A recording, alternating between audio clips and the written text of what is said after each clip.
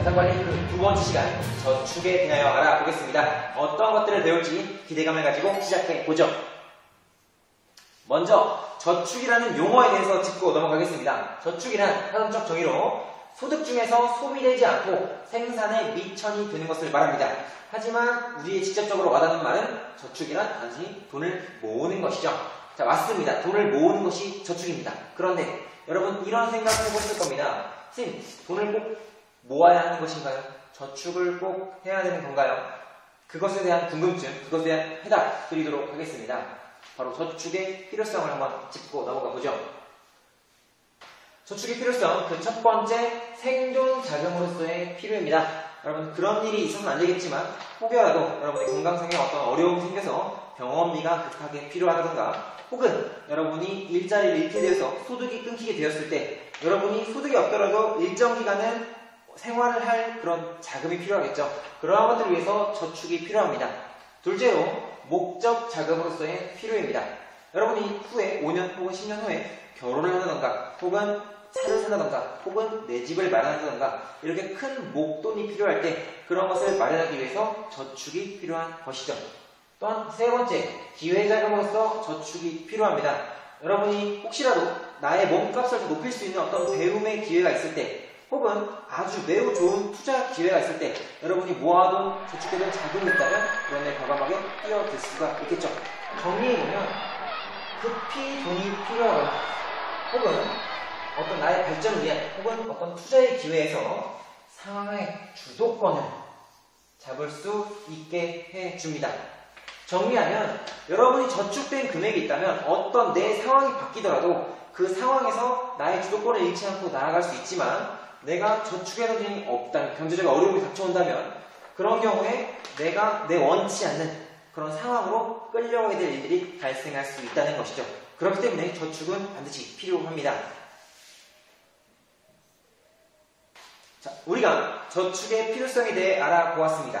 그렇다면 과연 적절한 저축량은 어느 정도일까요? 자, 여러분 기준은 다르지만 소비를 시작하기 전 소득의 30%를 기준으로 플러스 마이너스 알파를 권장해 드립니다. 물론 이것이 절대적인 것은 아닙니다. 어떤 본인의 현재 상황, 혹은 경제적인 상황이라던가 개인의 가치관, 또는 나이, 소득 수준 등에 따라서 유동적으로 설정할 수 있습니다. 좀 더 바뀔 수가 있다는 것이죠. 다만 여러분이 이런 저축이라던가 소비를 하기에 앞서서 여러분의 우선순위가 무엇인가, 내가 어느 것에 나의 돈을 쓸 것인가, 이런 우선순위를 먼저 고려해볼 것을 추천해 드립니다. 왜냐하면 여러분이 행복한 경제생활을 하기 위해서는 이 한정된 재화를, 한정된 돈을 의미 있는 곳에, 여러분이 가치 있는 곳에 써야 되는데, 여러분이 스스로를 잘 파악해서 우선순위를 고려해 쓰지 못한다면 그것은 행복한 경제생활을 하는데 어려움을 줄 수 있기 때문입니다.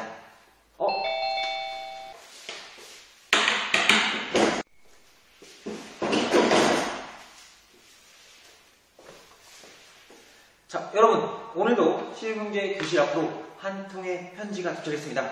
사연이 많이 담긴 편지인데 우리 한번 같이 읽어보죠. 안녕하세요. 저는 한저축이라고 합니다. 경제에 부지했던 저는 실용경제 수업을 열심히 들으며 저축의 필요성을 알게 되었습니다. 그래서 은행에 갔죠. 그런데 이게 뭐죠? 예금은 뭐고 적금은 뭔가요? 예금도 무슨 종류가 일이 많은지, 적금도 종류가 너무 많아 선택이 어려웠습니다. 은행 직원분이 금리며 우대 조건이며 설명하는데 보통 무슨 얘기인지 모르겠네요. 달리는 뭐고 복리이자는 또 뭔가요? 저금이 다 같은 거지 차이가 있는 건가요? 예금을 들어야 할지 적금을 들어야 할지 뭐가 뭔지 모르는 혼란만 느낀 채 저는 집으로 돌아왔습니다. 아무거나 해도 크게 상관없는 건가요? 도와주세요 실용경제. 저도 스마트한 저축생활을 하고 싶어요. 자, 이렇게 한저축 씨의 사연이 도착을 했었습니다. 예금 혹은 적금, 여러분은 처음 은행에 가면 복잡하다고 느낄 수가 있습니다. 그래서 한저축 씨와 여러분을 위한 스마트한 저축생활을 위한 꿀팁 여러분 위해 준비했습니다. 한번 같이 보시죠. 스마트한 저축생활을 위한 꿀팁 첫 번째, 바로 금리를 파악하라입니다. 금리란 무엇이냐?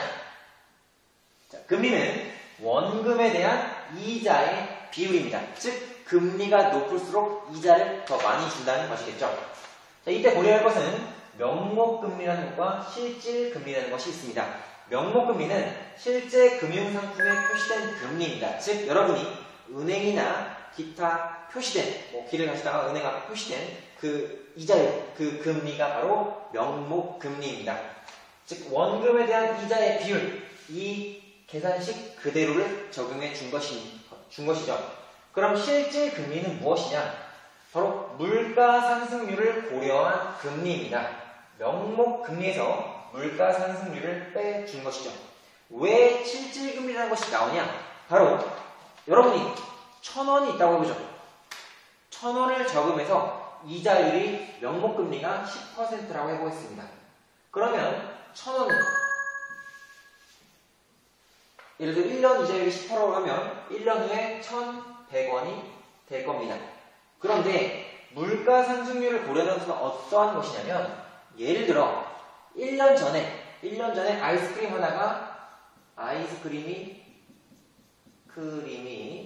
원래 1,000원이었다고 해보죠. 그러면 난 1년 전에는 가지고 있는 돈으로 아이스크림 사 먹을 수가 있었습니다. 그런데 1년 후에 아이스크림이 예를 들어 1,500원이 되었다고 해보죠. 그러면 1년 후에 지난 이 이자까지 합쳐진 돈으로 아이스크림을 사 먹을 수 있나요? 없죠. 즉 물가가 더 상승했기 때문에 돈의 가치가 상대적으로 떨어진 겁니다. 이자를 주더라도 금리에 따라서 이자를 주더라도 내가 어떤 물건을 사거나 뭔가를 구매하는 것보다 가치가 떨어진다는 것이죠. 따라서 여러분이 금리를 고려할 때는 이 실질 금리도 고려를 해 주셔야 됩니다. 명목금리 상으로는 높더라도 이 실질 금리가 낮게 되면 내 돈의 가치가 점점 상대적으로 떨어지는 것이기 때문이죠.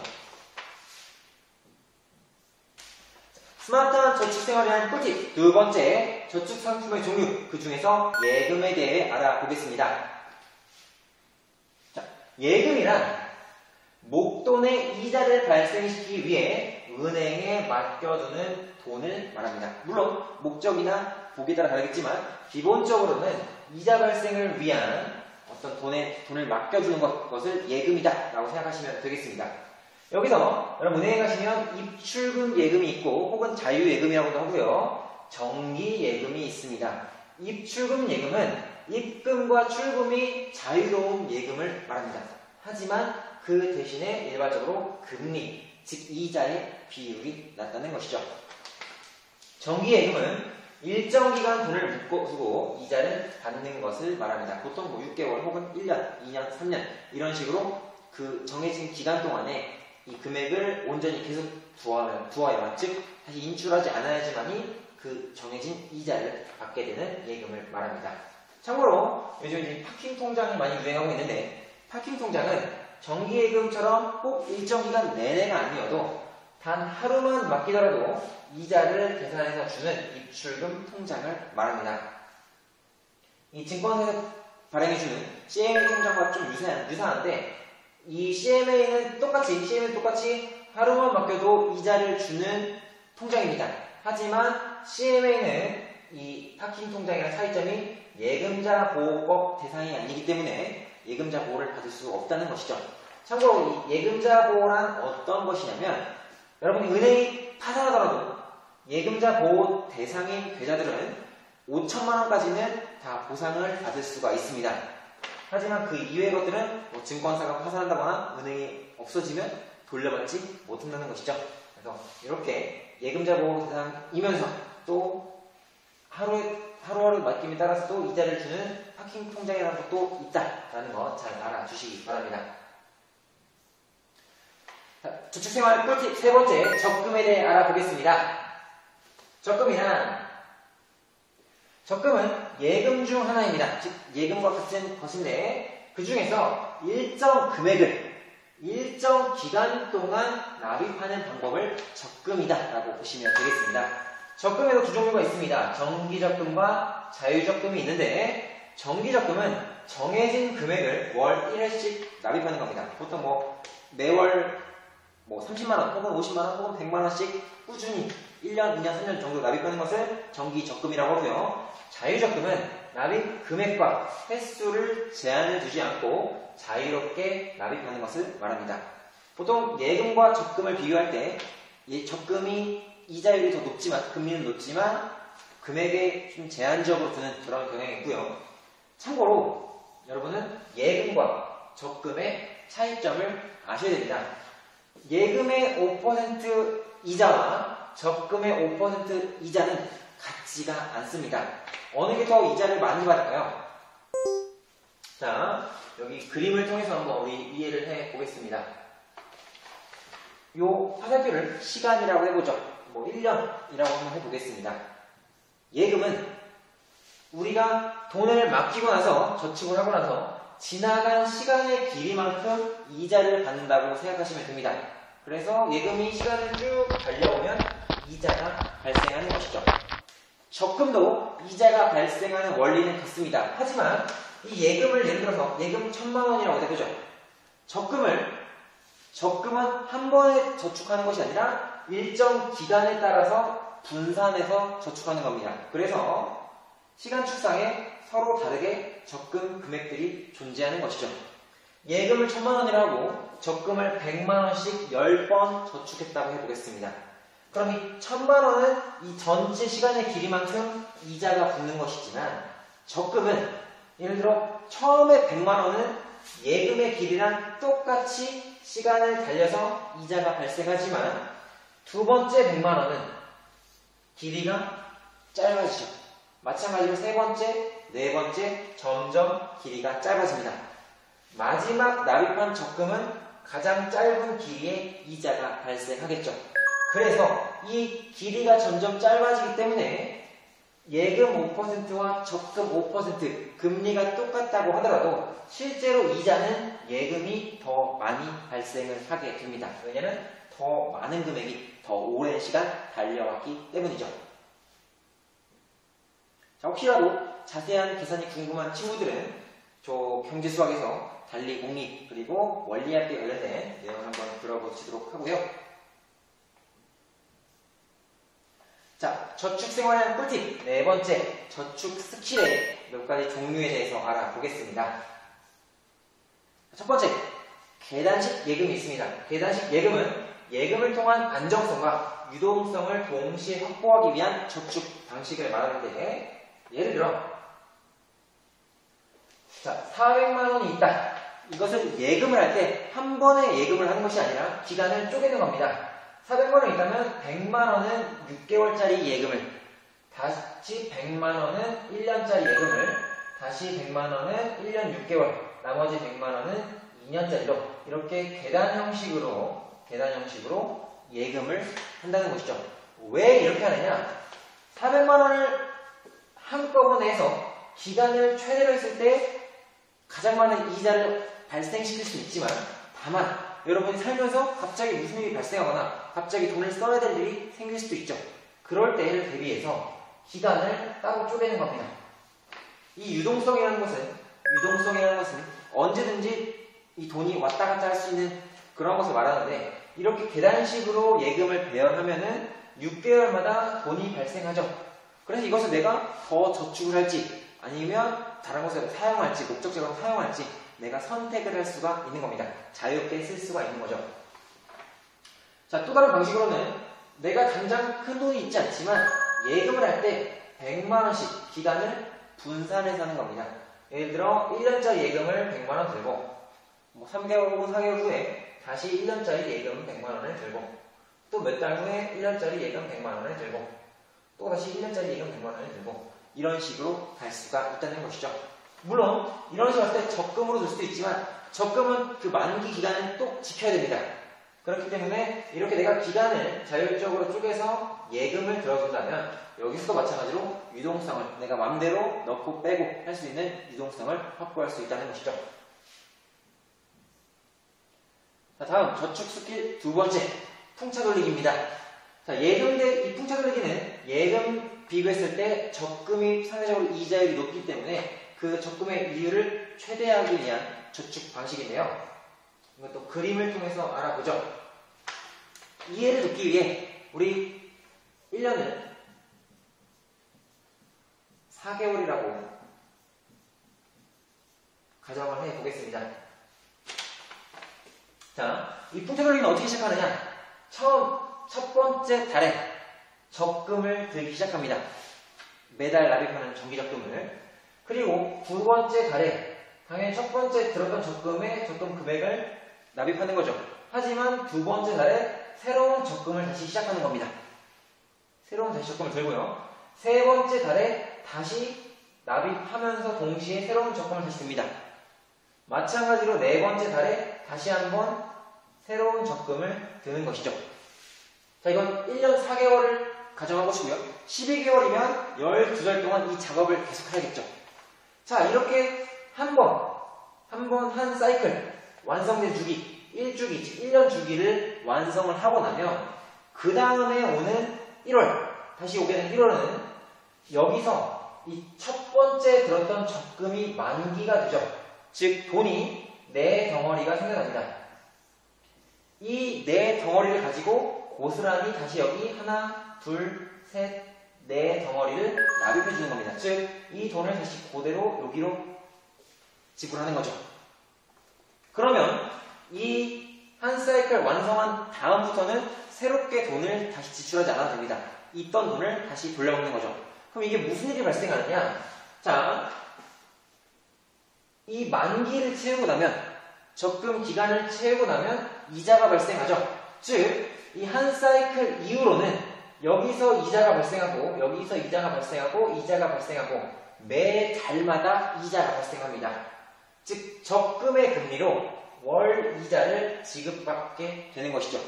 참고로, 이거 이렇게 되면은, 이게 만약에 뭐, 10,000원씩, 쉽게 말해서 이게 10,000원씩, 40,000원씩 계속 내는 건데, 그럼 이거랑 예금을 납입하는 거랑 뭐가 다른 거라고 할 수 있는데, 여러분, 예금이랑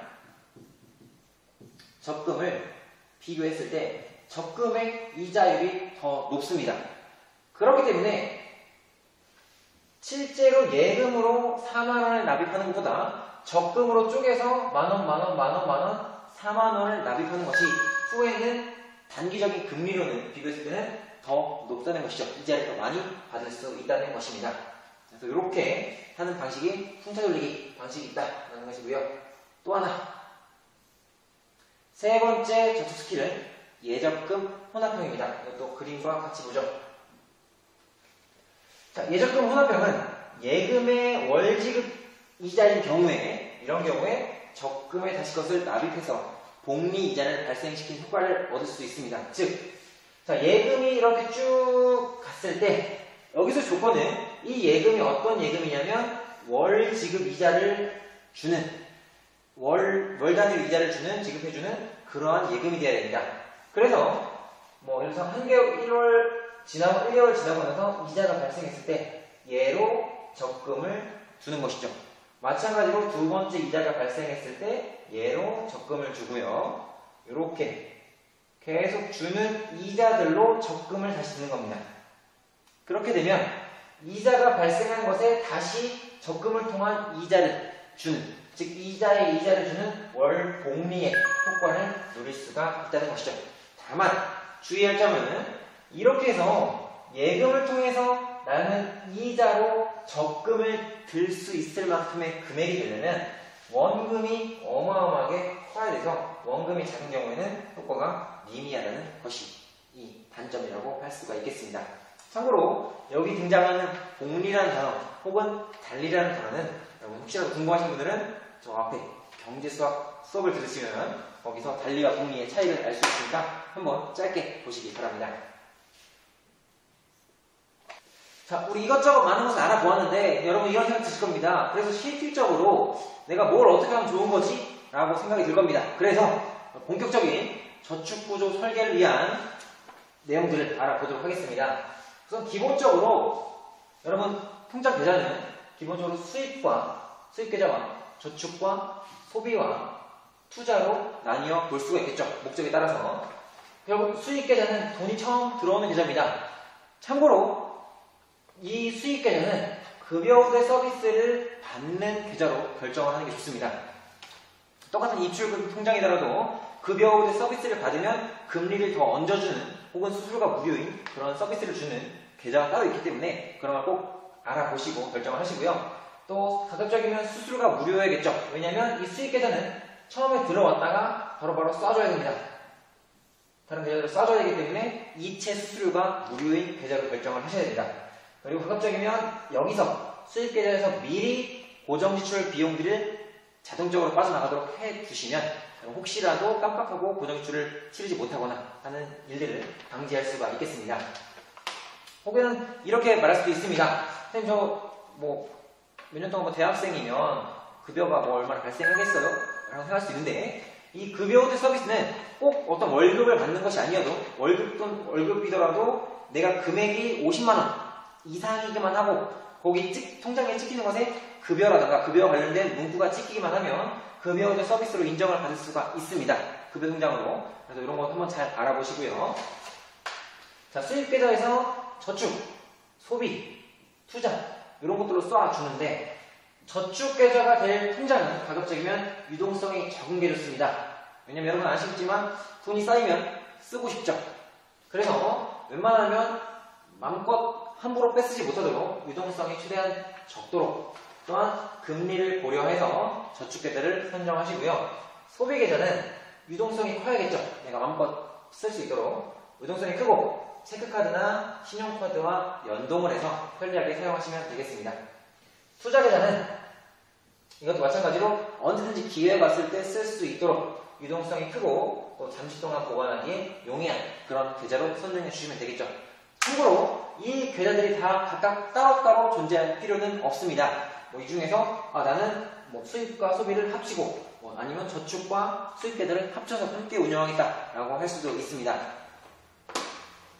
저의 얘기를 한번 해보죠. 저는 참고로 대학교 1학년 때 제가 만든 은행 계좌를 그 은행 계좌 하나로만 이 경제를 제대로 배우기 전까지 계속 한 10년, 13년 정도를 계속 그 계좌만 사용했습니다. 그 계좌 하나로 수입, 저축, 소비, 투자 다 한 거죠. 참고로 이제 얼마 전에 알아봤는데 그 은행의 금리가 0.1%였습니다. 실질 금리를 따지면 마이너스 금리인 거죠. 저도 경제를 배우기 전까지는 몰랐습니다. 제가 이렇게 무지한 경제생활을 하고 있다는 것을. 자, 그래서 여러분을 위해서 이거 이렇게 알아봤는데 이것만으로도 막연하게 생각할 수 있는 여러분을 위해서 또다시 더 디테일하게 제가 이번에 경제 수업 실용문제 공부하면서 제가 짜본 이 저축 구조를 여러분에게 소개해 드리도록 하겠습니다. 이거 사람마다 다를 수 있으니까 그냥 단순하게 이런 참고할 만한 사례다라고 생각하시면 되겠습니다. 저는 이 수입과 소비 계좌를 합쳤습니다. 그리고 저축과 투자 계좌를 합쳤습니다. 이 수입 앤 소비 계좌는 급여 우대 금리를 받을 수 있는 계좌로 결정을 했고요. 당연히 수수료가 무료이고 여기서 고정지출은 미리 빠져나가도록 자동이체를 걸어놨습니다. 그리고 이제 가계부를 써보면서 대충 내가 한 달 동안 얼마를 쓰는구나 그 금액을 정해서 플러스 약간 여유분 마련해서 그 생활비만 남겨놓고 나머지 돈은 다 저축과 투자 계좌로 이체를 해줍니다. 월급이 들어오면. 자, 그리고 나서 이 저축과 투자 계좌는 파킹 통장으로 선정을 했습니다. 우리 앞에서 얘기했다시피 파킹 통장은 하루만 맡겨놔도 이자를 주죠. 그래서 언제든지 저축을 해도 되고 투자를 할 수 있도록 이 파킹 통장으로 저축 투자 계좌를 선정했고요. 당연히 수수료는 무료이고 고정지출 자동이체는 잘못 쓴 것 같은데 이거 지우도록 하겠습니다. 자, 그리고 나서 이렇게 기본적으로 파킹 통장에 보관을 하다가 어떤 금리에 따라서 예적금을 개설할 수도 있고 아니면 어떤 기회가 왔을 때 투자 활동을 할 수도 있는 것이죠. 참고로 여러분들 투자 활동이라는 것은 꼭 어떤 주식이나 펀드나 아니면 그런 것이 아니더라도 예를 들어서 내가 나의 자기개발을 위한 어떤 학원 수강이라든가 아니면 어떤 배움의 기회 그런 것들도 다 나의 투자 활동으로 볼 수가 있겠습니다. 정리하겠습니다. 건강한 습관은 시간이 흐를수록 차이를 만든다. 여러분, 지금은 초저금리 시대입니다. 예금 이자는 1% 정도 나오고요. 적금 이자도 2% 안팎입니다. 그래서 자금이 저축이 매우 크지 않은 이상 실제로 받게 되는 이자는 1년에 커피 한두 잔값, 몇 잔값 밖에 나오지 않는 것이죠. 그래서 누군가는 저축을 공부하는 것이 의미 없다고 말할 수 있습니다. 하지만 여러분 지금 고3을 졸업하고 나면 이제 대학생활, 사회생활에 첫 발을 내딛게 되죠. 그 첫 디디는 순간에, 그 시기에 여러분이 좋은 현명한 저축 구조를 설계해 놓는다면 그것이 10년, 20년 후에는 어마어마한 차이를 불러올 것입니다.